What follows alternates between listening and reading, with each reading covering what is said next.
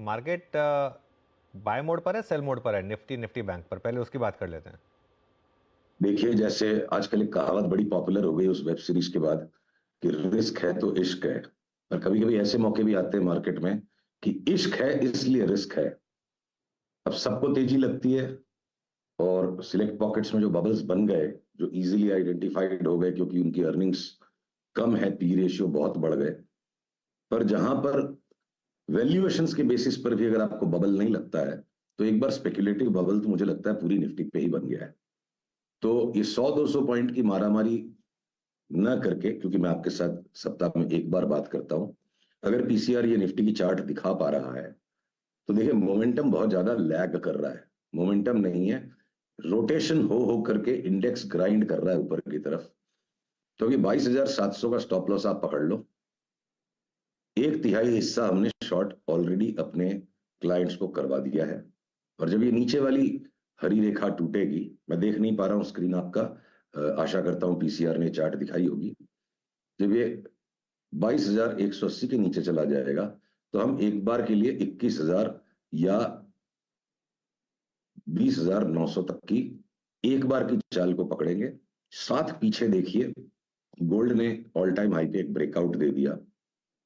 Bitcoin में तगड़ा correction शुरू हो गया जो रिस्क ऑफ का साइन है, और रिस्क ऑफ का साइन है गोल्ड का ब्रेकआउट। वॉल स्ट्रीट की दोनों इंडाइसेस चरमराई बैठी हैं बिल्कुल, और किसी भी टाइम वहां सेल ऑफ आ सकता है। तो 21,000 तक की निफ्टी को तो मैं डिप में ही गिनूंगा, क्योंकि अभी इलेक्शन के परिणामों की तेजी बाकी है। तो हो सकता है मई के महीने तक वॉल स्ट्रीट लुढ़कता ही चला जाए और भारत के बाजार 21,000 निफ्टी दिखाने के बाद वापस 23,000 हो जाए इलेक्शन के परिणामों तक। पर ये 6-7% की निफ्टी की मंदी में बहुत सारे ऐसे स्टॉक्स है लार्ज कैप्स जो 10-12-15% एक झटके में घट सकते हैं। और जितना ज्यादा सारा संसार लिवरेज्ड है, ये 1,000 पॉइंट का करेक्शन भी बहुतों को ले डूबेगा। तो यहाँ बहुत ज्यादा सावधान रहने की जरूरत है। तो अभी आपका बाय सेल का रहेगा फिर, या बाय अभी कुछ बाय भी करना है या नहीं, अभी सिर्फ सेल करना है?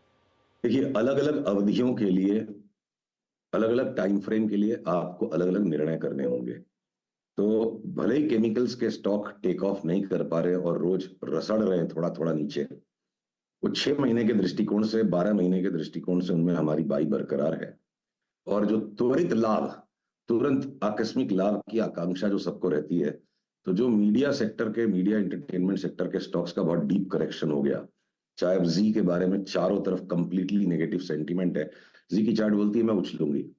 तो हम सेंटीमेंट को नहीं देखेंगे, हम चार्ट की परिस्थिति को देखेंगे। तो अगर ट्रेडिंग करनी है या आपको बाई एंड होल्ड का सट्टा करना है, तो जहां फ्रॉथ है उसको छोड़ के, जहां कंप्लीट पेसिमिज्म आ चुका है, शॉर्ट टर्म में मीडिया एंटरटेनमेंट के अधिकतर स्टॉक्स में बाई सिग्नल है। और मीडियम टर्म में हम अभी भी केमिकल्स को छोड़ेंगे नहीं। बाकी आप चाहे जिस सेक्टर को शॉर्ट कर लो, 21,000 की डाउन मूव अगर आती है तो मुझे लगता है टाटा स्टील जैसा स्टॉक अगर 128 तक जाए और उसको भी तोड़ दे तो फिर 2 डिजिट्स में जा सकता है, भले निफ्टी खाली 1,000 पॉइंट का करेक्शन देगी। फार्मा के लार्ज कैप स्टॉक्स बड़े करेक्शन के लिए तैयार हैं।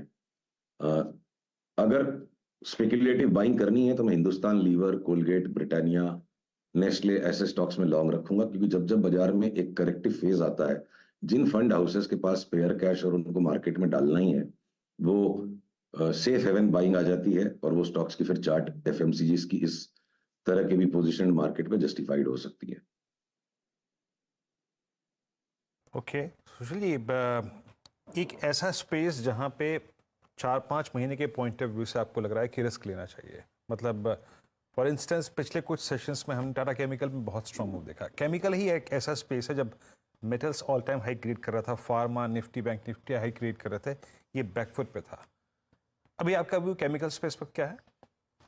केमिकल्स में देखिए, कोई सट्टा करने के लायक अप ट्रेंड तो स्टार्ट हुआ नहीं है। डाउन ट्रेंड परसिस्ट कर रहा है, बट डाउन ट्रेंड के अंदर में मोमेंटम नहीं है। लग रहा है ये बॉटम बनाने के फेज में है। तो जब तक बॉटम बन के अपटिक स्टार्ट नहीं होती, अग्रेसिव बाइंग नहीं कर सकते हैं। तो आप ये समझ लो, हम 1/3 से लेके हाफ तक की क्वांटिटी अपने निवेशकों को ये सलाह लगातार दे रहे हैं कि इनमें छोटे छोटे छोटे छोटे एक्यूमुलेट पोजीशन रखिए, ट्रेडिंग मत करिए। ट्रेडिंग तब शुरू करेंगे इसमें जब इनमें क्लियर कट अप ट्रेंड आ जाएगा। तो केमिकल स्टॉक्स बहुत बड़ा सेक्टर है, और उसमें जो भी select stocks, fine organics, NOCIL, इन तरह के स्टॉक्स में, जीएनएफसी, इवन जीएसएफसी, ये सब अक्यूमुलेट जोन में है, और अक्यूमुलेट 1/3 से लेके आधी पोजीशन से ज्यादा अभी हम नहीं लेंगे। जब क्लियर कट अप ट्रेंड बन पड़ा होगा उनमें, हो सकता है निफ्टी के इस 5-10% करेक्शन के बाद अप ट्रेंड बनेगा, और अगर निफ्टी के अंदर में 5% के करेक्शन में स्टॉक्स भी 2-4-5% और घट जाए तो कोई आश्चर्य नहीं होगा, पर ये अक्यूमुलेट जोन में सारे स्टॉक्स। ओके, आज के कुछ रॉकेट कॉल सुशील, स्टॉक स्पेसिफिक बात करते हैं। देखिए अनुज, इस तरह के माहौल में, और देखिए सेबी चेयरमैन के जो टिप्पणियां अब जो आ रही हैं वो बिल्कुल सटीक हैं और बिल्कुल सामयिक हैं। मैं अगर कहीं रॉकेट दिखते भी है तो उनको रॉकेट नहीं कहना चाहता, पर जैसे मैंने आपको मीडिया एंटरटेनमेंट स्टॉक्स में कहा, 25% 40% भी कुछ कुछ छोटे वाले स्टॉक्स बढ़ जाए निफ्टी घटते हुए में, तो बहुत सिलेक्टिव रहना चाहता हूँ। चार्ट्स तो काफी सारी हैं जो लुभा रही हैं, पर वो कहते हैं ना, रिस्क है तो इश्क है, तो 12 महीने है, पर ये महीना मुझे लगता है इश्क ज्यादा ही है, इसलिए रिस्क ज्यादा ही है। एचडीएफसी बैंक लग रहा है कि बॉटम बना है यहाँ पर कुछ, सुशील। अनुज, मैं आज के लिए मीडिया एंटरटेनमेंट स्टॉक्स के सिवा और कहीं पर भी कोई नया बाई इनिशिएट नहीं करना चाहता हूँ। हाँ, नहीं दो बाय नहीं भी, नहीं नहीं बाय की बात नहीं कर रहा हूँ मैं, पूछ रहा हूँ कि बॉटम बना है क्या यहाँ पे। नहीं अनुज, मुझे लगता है कि आप अक्रॉस द बोर्ड सारे लार्ज कैप स्टॉक्स में, चाहे वो मेटल्स हो, धुलाई हो जाएगी। मेटल्स की तो धुलाई लगता है। रिफाइनरीज और ऑयल मार्केटिंग कंपनीज में भी, या जो निफ्टी एनर्जी इंडेक्स कह लीजिए, रिलायंस की वजह से 2200 का रिलायंस आज 3000 के आसपास आ गया। तो बीपीसीएल को ही एक बार छद्म करने के लिए वापस एक नया हिस्सा बना दे। क्रूड घटेगा भी तब भी मेरे को लगता है रिफाइनरीज ऑयल मार्केटिंग कंपनीज भी नहीं बचेंगी।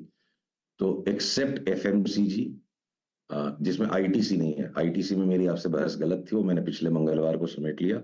अब आईटीसी में भी सेल सिग्नल है। तो कुछ बैंक के स्टॉक्स, जैसे मान लीजिए बंधन बैंक, हम 6 महीने की डिलीवरी के लिए लेंगे, सट्टा करने के लिए नहीं लेना है। एचडीएफसी बैंक एक इंडेक्स में पॉजिटिव स्टॉक है, एफएमसीजी पॉजिटिव है, और न मेरे को ऑटो में कुछ भी लेना लगता है, बल्कि हम M&M में शॉर्ट सिग्नल ऑलरेडी प्राप्त कर चुके हैं, शॉर्ट पोजीशंस हैं, डिस्क्लोजर। और टाटा मोटर्स हो सकता है 2-4 दिन के लिए एक बार इंडेक्स को मैनेज कर ले, लास्ट में इसको भी अच्छा खासा करेक्शन देना पड़ेगा। 2020 में सीएनबीसी टीवी 18 पर आपकी मेरी जद्दोजहद हुई थी, ये 60 वाला 600 हो जाएगा और 600 का 1000 भी होगा। आज हम पहुंच चुके स्ट्रेटोस्फेरिक लेवल पे, तो यहाँ मैं बहुत सावधान रहना चाहता हूँ। अभी मैं बहुत ज्यादा बहादुरी नहीं करना चाहता हूँ। बिल्कुल याद है मुझे वो कॉन्वर्सेशन, 60 वाला 600 और 600 वाला 1000 यहाँ पर हुआ। शानदार मोमेंटम आया इसमें। अच्छा, ग्लोबल चार्ट्स क्या कह रहे हैं, अगर बात कर ले हम फॉर एग्जांपल डॉलर के चार्ट के, क्रूड के चार्ट के, या नैस्डैक के चार्ट्स। तो संक्षेप में मैं वापस रिपीट करूंगा, बिटकॉइन जो क्रूड ऑयल और बिटकॉइन के कॉन्ट्रैक्ट्स रिस्क ऑन या रिस्क ऑफ के सबसे पहले अग्रिम संकेत देते हैं। ये सबसे ज्यादा सेंसिटिव कॉन्ट्रैक्ट्स हैं। 17,000 के बिटकॉइन पे हमने लाख लाख डॉलर की बात कही थी। हमने ऑलरेडी इसको ट्विटर पे पूरे वीडियो को पोस्ट कर दिया कि अब ये यहां से बिटकॉइन आधा हो जाएगा। क्रूड ऑयल का एक अंतिम नया लो 62 तक आ सकता है। तो रिस्क ऑफ का सिनारियो, जिसको कंफर्म गोल्ड का ब्रेकआउट कर रहा है। और यूएस इंटरेस्ट रेट्स, पावेल साहब जो है ना, वॉलेटिलिटी क्रिएट करते हैं, वो ट्रेंड सेटर नहीं है। वो एक अलग ही किस्म के अजीब ही सेंट्रल बैंकर हैं पूरे इतिहास में। तो उन्होंने वॉलेटिलिटी जो क्रिएट करनी थी कर दी कि भैया इंटरेस्ट रेट्स पीक आउट हो गए, हम कब कट करेंगे पता नहीं। पर traded prices of US 10 year yield are indicating now कि एक नया ट्रेंड वापस वहां शुरू हो रहा है।